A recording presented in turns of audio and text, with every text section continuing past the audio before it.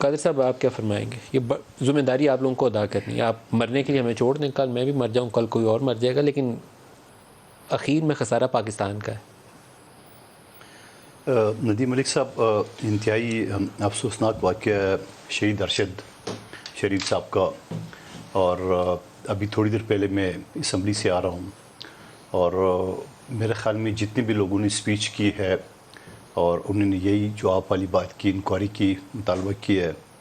اور آج وزیر خارجہ بلاول بھٹو زرداری صاحب بھی موجود تھے، تو انہوں نے سٹارٹ میں جو اسپیچ کی انہوں نے یہی کہا کہ ہم کینیا کی حکومت سے رابطے میں ہیں.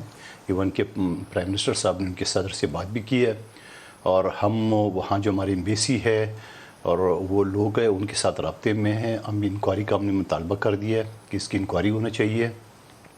اور یقیناً ایک ایسا عمل ہے پیپلز پارٹی، چاہے جتنی بھی میڈیا ان کے خلاف لوگ، کبھی بھی ہم نے میڈیا کے خلاف نہ کوئی قدغن لگایا. یا اس سے پہلے جو پیکا آرڈیننس آیا تو صافی بھائیوں اور چینل کے ساتھ پیپلز پارٹی ہر وقت شانہ بشانہ تھی.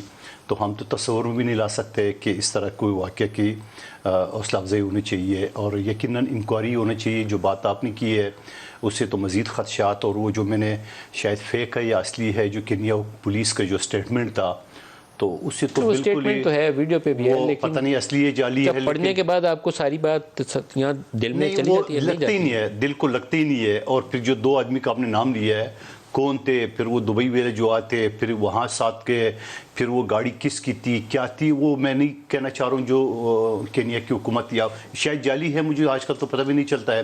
جو اسٹیٹمنٹ ہے اس اسٹیٹمنٹ سے تو لگتا ہے کہ الٹا ان کو ہی اوپر لا رہا ہے. تو اس کی انکوائری ہونا چاہیے. اور ابھی جو وہ جو وکیل صاحب کر رہے تھے جوڈیشل انکوائری کی بات، میں بحیثیت وکیل میں ہی سمجھ رہا ہوں کہ جوڈیشل کمیشن پاکستان میں اگر بن جائے، یقیناً ان کے لواحقین کو تسلی تو ضرور ہونی چاہیے، لیکن مجھے نہیں سمجھ میں آ رہا ہے کہ وہ یہاں جوڈیشل کمیشن کیا کرے گی.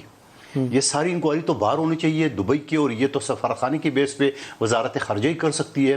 تو میں نہیں سمجھ رہا کہ جوڈیشل کمیشن جو ہے نا اس کا حل ہے. اور اگر ان کے لواحقین تسلی ہے تو میں پوری حمایت کرتا ہوں ان کی.